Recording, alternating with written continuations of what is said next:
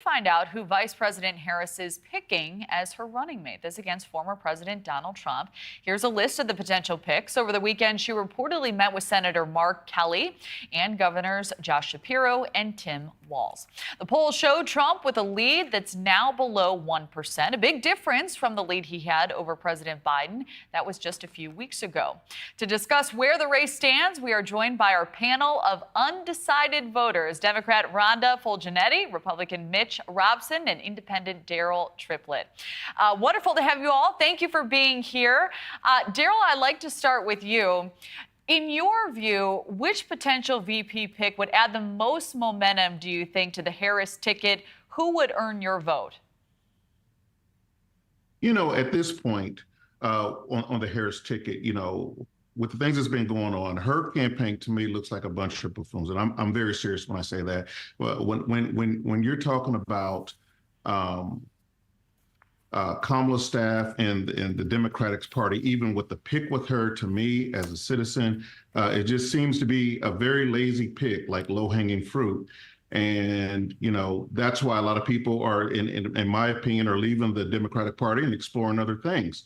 And, at this point, with me, I mean, they could have picked, anybody for a presidential candidate. They could have picked Miss Rachel with a running mate of Dorothy the dinosaur from the Wiggles, for all I care. At this point, like I said, the way that they did with the whole Megan Thee Stallion thing coming out on the campaign trail, and just the whole buffoonery stuff with that. And I'm not saying that the entertainers are doing their jobs. Okay, it's the pick of her campaign staff, which allowed all this to go on, is a clear picture to me that, hey, you're missing a boat if you're trying to appeal to the Black vote. You're missing a boat. That is not the way to do it. And, I think it's dehumanizing to women. I think it's dehumanizing to people of color that her campaign picked that there. And I'm just very, very, very disappointed with her, just the way that she came out with the whole thing. So right now with Kamala Harris, I am just not feeling this here. I mean, it's just if I was her, I would fire my whole campaign staff and start all over. And we need a president that's going to address the serious issues of the country today and really address our concerns. Daryll, what was the move that made you feel the most that way as you watched her campaign unfold, as you watched some of these announcements? Was there a single moment where something went off in your head and you said, enough's enough? The booty clapping from Megan Thee Stallion, and it was just the rappers that was on there, and I think that, yes, that is their job to do that. And I'm not upset with Megan Thee Stallion. I'm not upset with any of the rappers. What I'm upset with is Harris's choice. If you're making a choice like this, you're already the vice president of the United States and you're running for the highest office of the land, and you're making ridiculous choices like this, then what is to come in the future? And if you say you didn't know that they were going to be on there, which I wouldn't believe that, then you're incompetent then. So again, it takes us right back to the thing is we need a president who is serious about this country, who's going to address the concerns of the people of this country and not be taken like a freaking joke to the rest of the world. All right, Daryll, thank you for that. Rhonda, I'll turn to you next. So I'm curious, do you think there is a VP pick that may work to counteract some of that messaging? Who do you believe would be the strongest pick and may work to earn your vote? Hi, good morning, Kelly. How are you? Hi, gentlemen.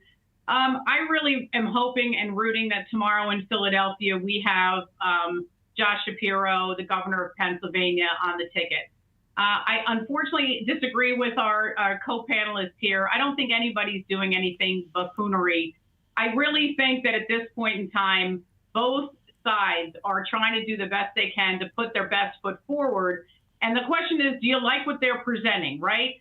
And I think on the Democratic side, I think if Kelly gets picked, I mean, these aren't like little candidates. These aren't small people. Kelly is literally an American hero and has done so much for this country with him and his wife.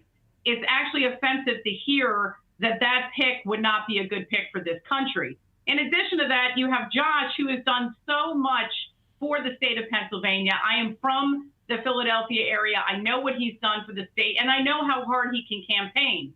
So I really believe that either one of those choices in my book would propel the Harris campaign to where they need to go, and we could address the issues we wanted to address. My biggest concern about Josh is probably, we have a very big divide right now between the Palestinian contingent and the Jewish contingent. And how does his religion and his faith factor into that? Should it even factor into that? But unfortunately, we need to discuss it. But just bringing it back home to you, I really think that out of this, the candidates that are remaining left, the viable candidates, we have two really strong men who have been devoted to the country for a very long time. And you contrast that with J.D. Vance, who is calling women who can have children or women who choose to not have children cat ladies.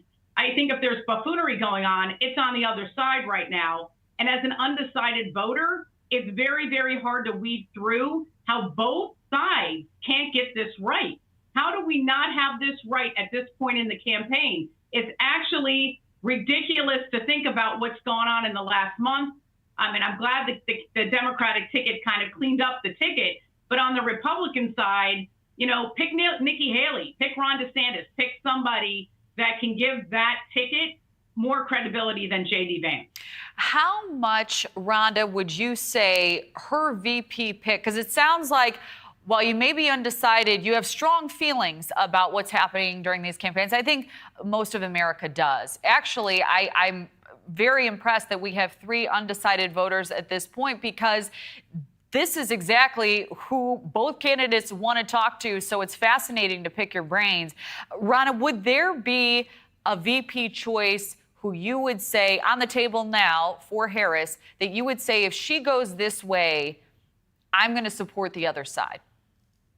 I would have to say Kelly. I just think Kelly is just like really what he's done for the country and what he puts forward would probably, swing me that way. Having said that, I love Josh Shapiro. I think he would be a good candidate as well. But if you take a look at Kelly, his record, his demeanor, for all that's holy, I really think we need somebody who has some calmness in this campaign. I think the country needs that. And I think Kelly could give us that. And his life experience and what he's been through and what his wife has been through just adds to his credibility and adds to the commitment he has. I mean, after Trump's assassination attempt, you would think that maybe Kelly would be afraid to do this. And after what his wife went through, you'd be afraid that that family would not want to give back to the country in this way. But the fact that he's willing to do it, I think will sway people across the aisle like me, who are undecided, like all across the country. I think he could make a difference. So we've talked a lot about the left. Mitch, I'm excited to pick your brain and get your perspective on all of this. Do you think the former president going after the Harris campaign, going after some in his own party, is the most effective way to reach out to voters like you? If so, or if not, what would you suggest to his campaign at this hour? So I would suggest that he go after her campaign. This is politics. This is a presidential race. I just think he needs to go about it in a more tactful way. He's spent a lot of time in the last, week or so, kind of targeting her identity, whether she's Indian American or whether she's Black. And it just doesn't seem to be an effective strategy. I think a way better strategy would just be attacking her plainly, simply on her record of radicalism in the Senate, on her record of radicalism as the vice president, whether it's her support for Medicare for all, Green New Deal, her record in crime, her record as the border czar, as the VP. I mean, Trump has the luxury, I think, in this election cycle of being able to appeal to the median voter in saying, you're with me on these issues more than you're with her. Not every election cycle does the Republican have the ability to do that. Oftentimes, the median voter just ideologically is going to agree more with the Democrat. But Trump, not in every issue, but in aggregate, Trump has her beat on the issues in terms of what voters care about, immigration, the economy. So if he just sticks to that and